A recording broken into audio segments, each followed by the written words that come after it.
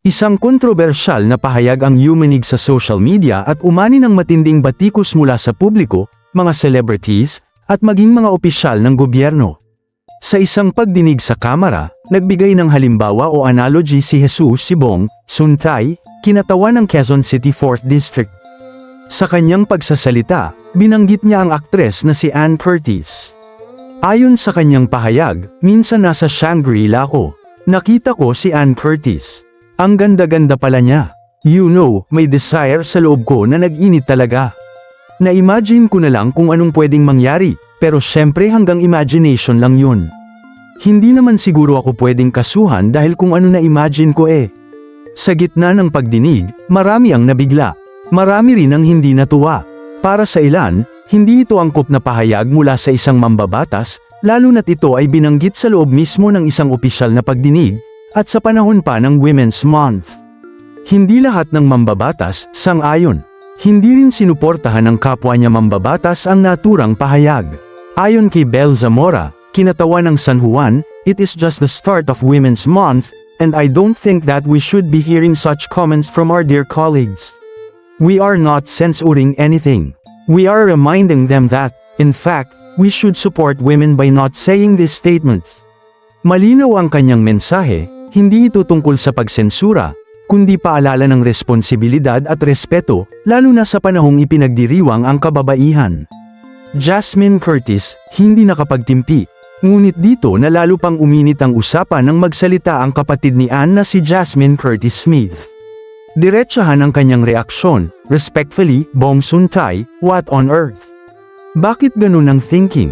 Hindi dito nagtapos ang kanyang saloobin. Mas naging matindi pa ang kanyang pahayag, "What a disgusting man. A father, a husband, a compliment. Ang dami ko gustong sabihin. Kadiri po kayo." Ngunit higit sa personal na depensa sa kanyang ate, naglabas si Jasmine ng mas malalim at makabuluhang pahayag, isang paninindigan hindi lamang para kay Ann kundi para sa lahat ng kababaihan. Ayon sa kanya, "This moment is not about one female celebrity. It is about how all women, regardless of profession, continue to be reduced to bodies in spaces dominated by men in power. Public office carries with it the responsibility to elevate discourse, not diminish it. We cannot continue excusing this as just being honest, or just a compliment. It is neither. Respect is not complicated. If we want safer environments for our daughters, nieces, and future leaders, accountability must begin with those elected to represent us." Ang kanyang pahayag ay umani ng suporta mula sa netizens. Para sa marami, ito ay hindi simpleng issue ng showbiz, ito ay usapin ng dignidad, respeto, at kultura sa loob ng mga institusyong may kapangyarihan. Ayon kay Karen Davila, "Please keep your sick thoughts to yourself." Isa rin sa mga matapang na nagsalita ay ang batikang mamamahayag na si Karen Davila. Ayon sa kanya, a congressman, a representative of the people, paid by the people, a husband, a father with daughters, without the consciousness, knowledge or decency of how women should be talked about. Please keep your sick thoughts to yourself. More than striking his comments off the record, he should apologize.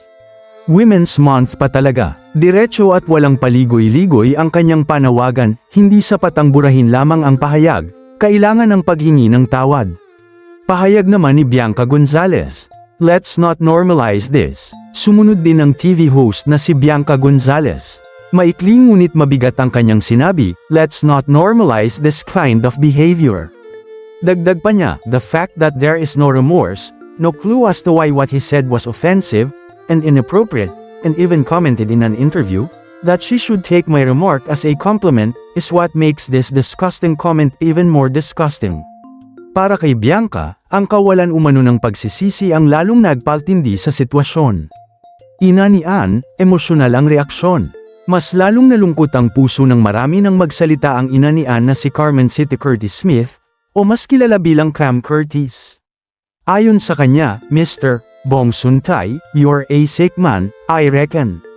You are foul." Bilang isang ina, ramdam ang sakit at galit sa kanyang mensahe. Maraming netizens ang nagsabing natural lamang ang ganitong reaksyon ng isang magulang na gustong ipagtanggol ang kanyang anak. Samantala, nanawagan naman si Mayor Joy Belmonte ng apology. Hindi rin nanahimik ang pamahalaang lungsod ng Quezon City. Sa isang opisyal na pahayag, nanawagan si Joy Belmonte ng public apology mula kay Congressman Suntay. Binigyang diin niya na ang naturang pahayag ay salungat sa mga pulisya ng lungsod, lalo na sa Gender and Development Code at sa Bawal Bastos Ordinance na ipinasa noong 2016, bago pa man naisabatas ang National Safe Spaces Act.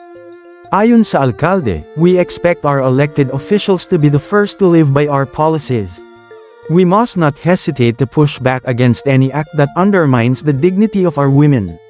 We call on Congressman Suntay to take full accountability for his remarks, issue a proper apology, and conduct himself with the dignity that his office and our city demand. Our people deserve no less. Isang mas malawak na usapin. Sa huli, ang isyong ito ay lumampas na sa pagiging simpleng kontrobersya sa pagitan ng isang kongresista at isang artista. Ito ay naging simbolo ng mas malawak na diskurso tungkol sa pagtrato sa kababaihan sa mga espasyong pinangungunahan ng mga nasa kapangyarihan. Responsibilidad ng mga halal na opisyal, at ang kahalagahan ng respeto, lalo na sa panahon ng Women's Month. Habang patuloy ang panawagan ng marami para sa accountability at paghingi ng tawad, nananatiling mainit ang usapin online.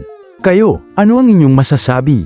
Dapat ba talagang humingi ng public apology si Bong Suntay, o sapat na ba ang paliwanag na ito ay isa lamang imagination at compliment? I-comment ang inyong opinyon sa ibaba, at huwag kalimutang mag-like, share, at subscribe para sa iba pang malalalim at makabuluhang balita.